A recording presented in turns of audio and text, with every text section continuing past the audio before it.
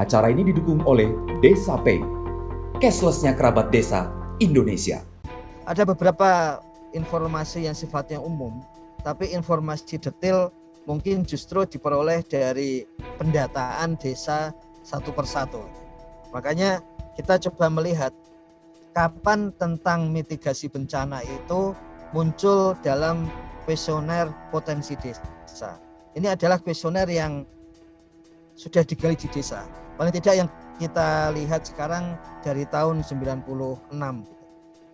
Tapi kalau menurut sejarahnya ini sudah digali sejak tahun 70-an.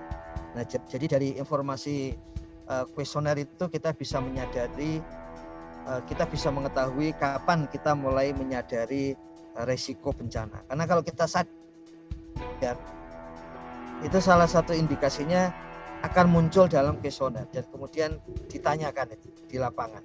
Nah, kalau kita lihat ini adalah kuesioner potensi desa di tahun 96. Potensi desa itu jenis kuesioner yang sangat masyhur ya. Karena ini kemudian bisa melihat desa-desa se-Indonesia meskipun pada level desa. Dan kuesioner potensi desa inilah yang kemudian dikembangkan di Kementerian Desa itu menjadi kuesioner Indeks Desa Membangun atau IDM. Jadi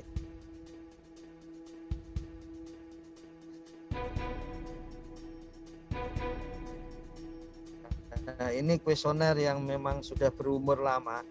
Kalau kita tanya tentang bencana, tapi sejak dulu nanya, ya.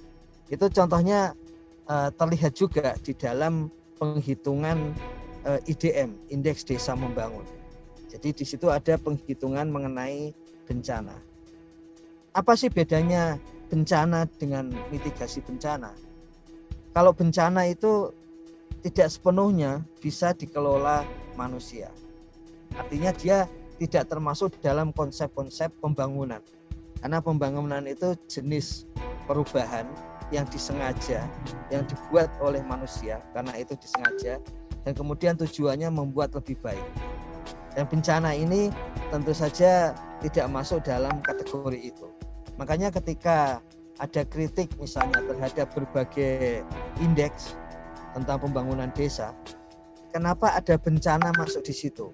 Karena dengan adanya bencana itu tidak merujuk kepada sesuatu yang sengaja dibuat manusia untuk mengubah lebih baik.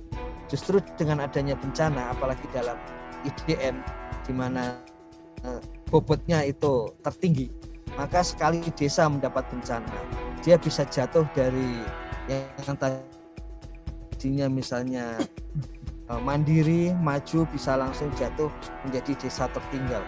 Padahal itu bukan bagian dari pembangunan. Padahal itu bukan dari bagian dari desa membangun.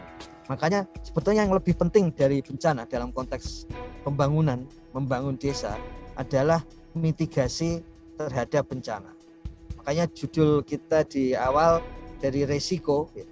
Karena kalau resiko itu berarti kita mengetahui berbagai penyebab.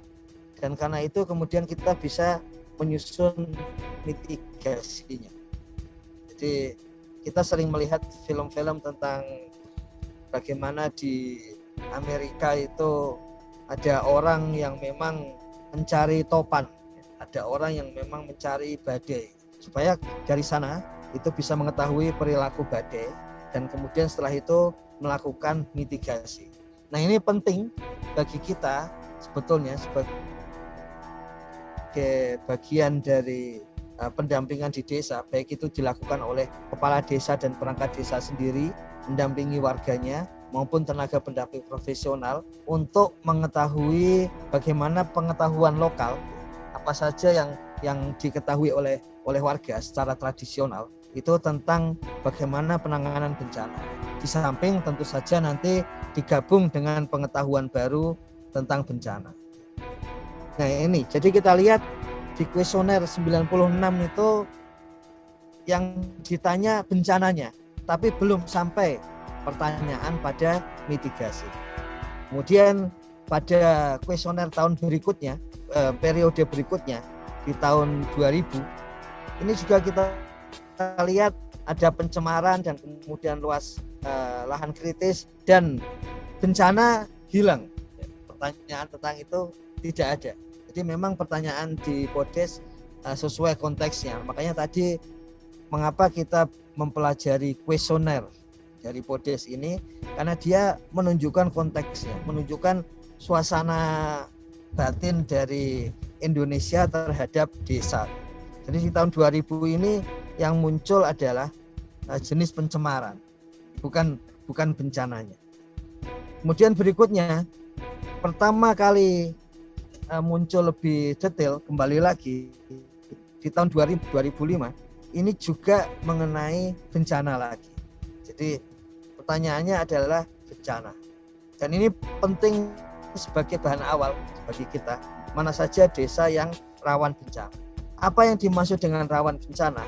Yaitu ketika pernah terjadi bencana selama 3 tahun terakhir. Kenapa 3 tahun? Karena itu adalah periode dari munculnya kuesioner Podes. Makanya di dalam SDG desa dan di dalam IDM itu pertanyaan tentang bencana itu setahun terakhir. Mengapa setahun terakhir? Karena itu adalah periode, paling tidak periode mendata di desa untuk IDM. Dan kalau untuk SDGs sebetulnya paling tidak 6 bulan sekali, tapi Gus Jalil menyampaikan setiap waktu terjadi ada perubahan dicantumkan. Nah, paling tidak setahun sekali kita pasti bisa mendapatkan informasi ini. Makanya pertanyaan di dalam IDM dan kemudian di dalam SDG desa adalah 3 tahun. Di dalam Podes potensi desa 3 tahun, kalau di IDM 1 tahun. Jadi sampai 2005 itu masih pertanyaannya adalah tentang apa bencananya, belum sampai kepada mitigasi. Nah, itu baru muncul di tahun 2008. Jadi bisa kita bayangkan bahwa kesadaran tentang mitigasi bencana di desa itu kemungkinan memang munculnya antara 2005-2008. Karena di 2008 inilah mulai muncul pertanyaan tentang itu. Coba kita lihat di sini ada pertanyaan tentang bantuan untuk penanganan bencana. Belum sampai kepada mitigasi ya. Mitigasi ada di pertanyaan berikutnya. Jadi kalau bantuan ini sifatnya pasti kuratif. Jadi bantuannya itu setelah ada bencana kemudian ada bantuan, sifatnya kuratif. Untuk wilayah yang sudah mengalami, maka ini yang muncul kemudian adalah bagaimana bantuan terhadap korban jiwa atau korban yang sifatnya materi.